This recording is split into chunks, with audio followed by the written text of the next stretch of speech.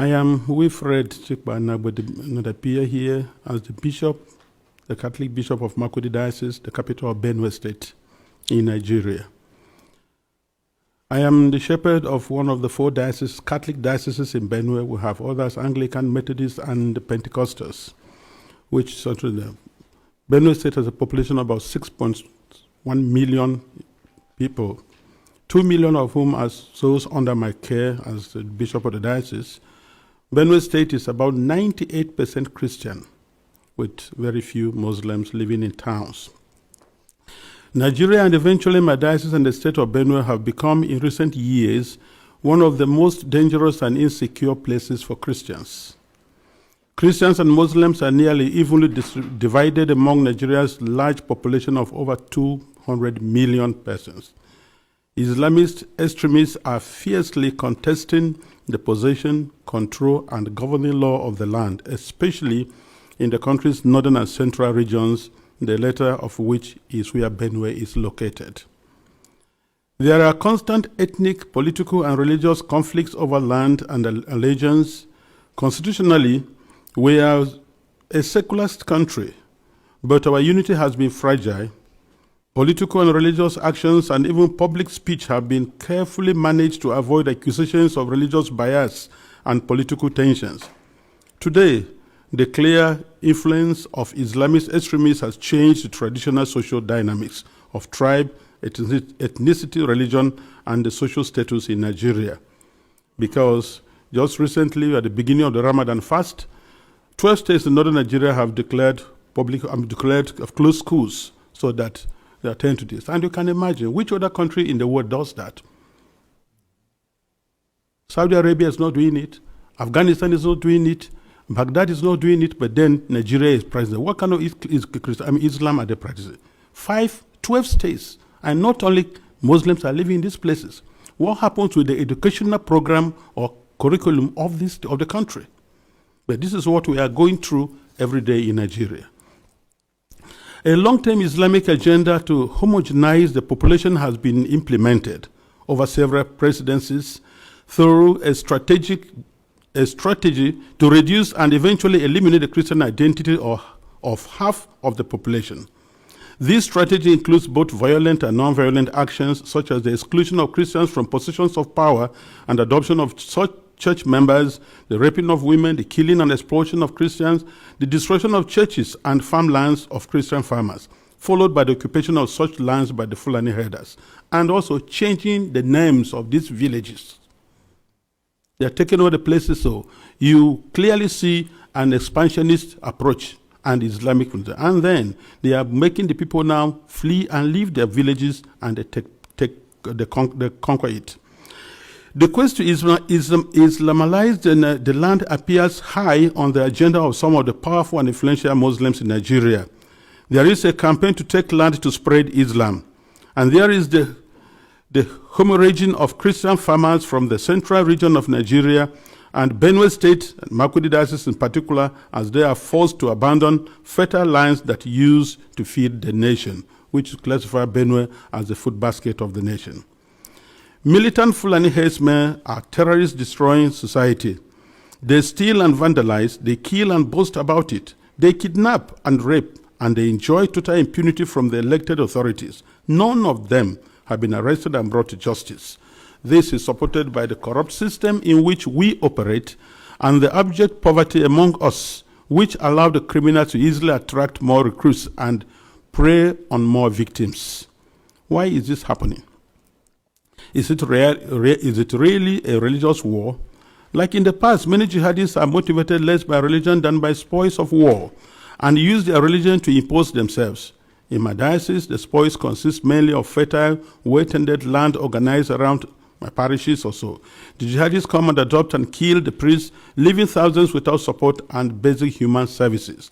And of course, when they disperse the people, the inhabitants, or the citizens, or the people of the lands, they take over.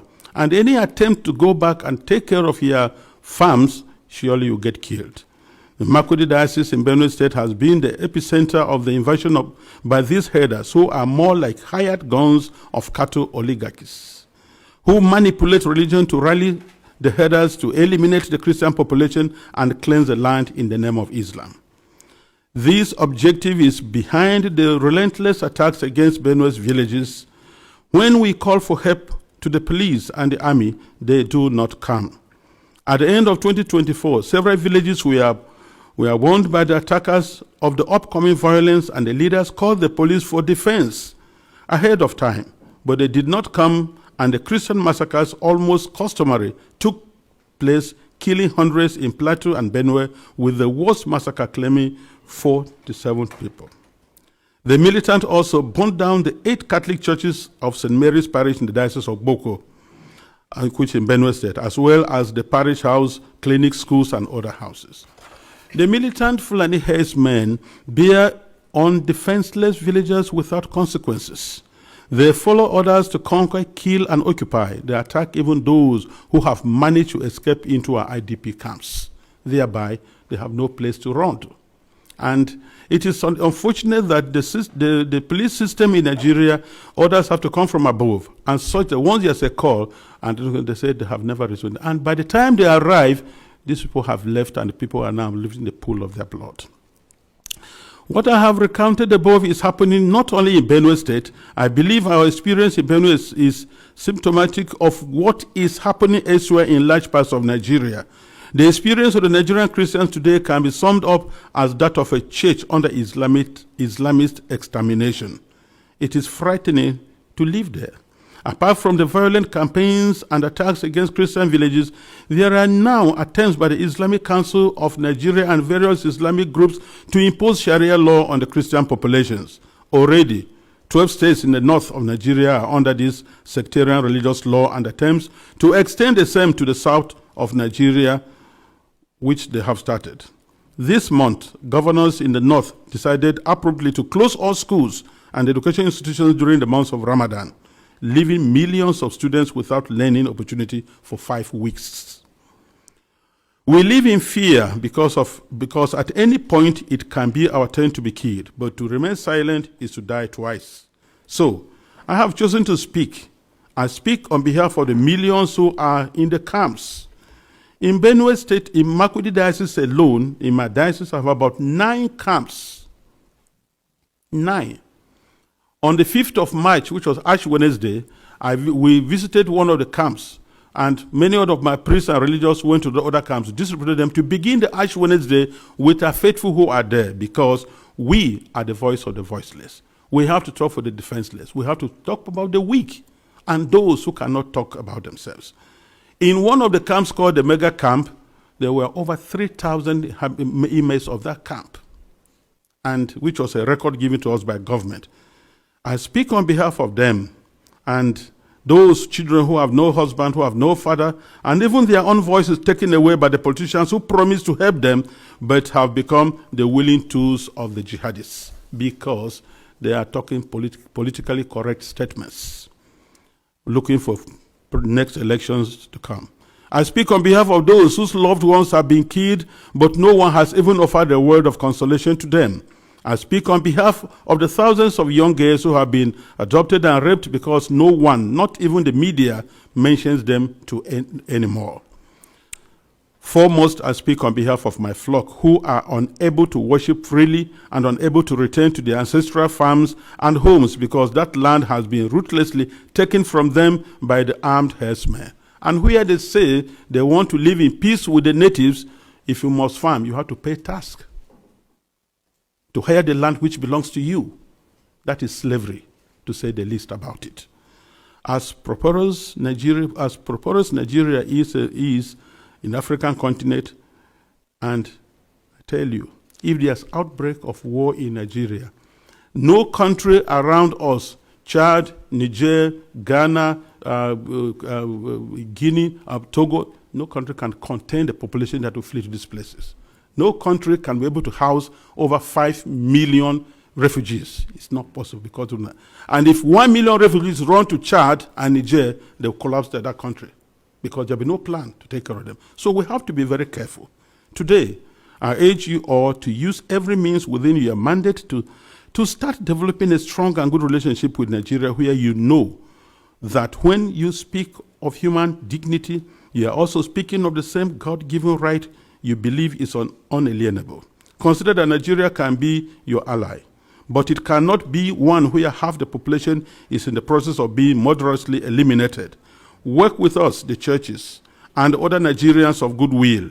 We are working for a peaceful and prosperous society, and our desperate plight has been set aside U.S. foreign policy for too long, to the cost of thousands of lives.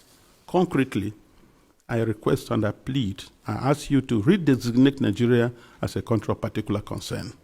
This has both a practical and diplomatic meaning to signal that you are paying attention to what happens to us and elsewhere in the world. Because the policies the government is trying to put in place so that to return the IDPs, build camps for them, relocate them from their homes, it is not durable and it will not work, because the government has already the population that is not able to take care of. And then you have over millions of people in the camps, and you want to relocate them to where? And if you do, let's take that you do. How many houses or rooms will you give me who has 5 children, another one has 3, another one has 2, and what will I be doing for a living? These people previously never begged anybody for food. They were managing their lives, training their children, and building their homes. So nobody should have deceived us on the guys that you're going to resettle the IDPs. They have no jobs. So where you say them, what will be their place? And by the way, the fundamental question remains, if you resettle them to other camps or build places for them, what happens with the ancestral lands? Who takes care of them? And this is whereby I feel the government is complicit on this issue. Because these terrorists, Fulanis, displace them, kill people, and then occupy the place, and then change names, nomenclatures of these towns. For what reason? So we want to let the people go back to their homes and help for them to rebuild their lives. I implore this august body to insist on the return and rehabilitation of all the IDPs to their ancestral lands, and not to relocate them to other constructed camps elsewhere, which is an invented solution now being pushed in the Benue State government. And I tell you, Nigeria government can do that once they have to be accountable. Because I know Nigeria, under the auspices of ECOMOG, was able to reinstate constitutional government in Sierra Leone and Liberia. And they can do that now. We have the capacity, but because the leaders that are not prepared. And I think that's whereby I look, it's not just conspiracy of silence, it is aiding, abetting, and supporting these terrorists to keep doing their work. This is my plea. Thank you very much for this attention.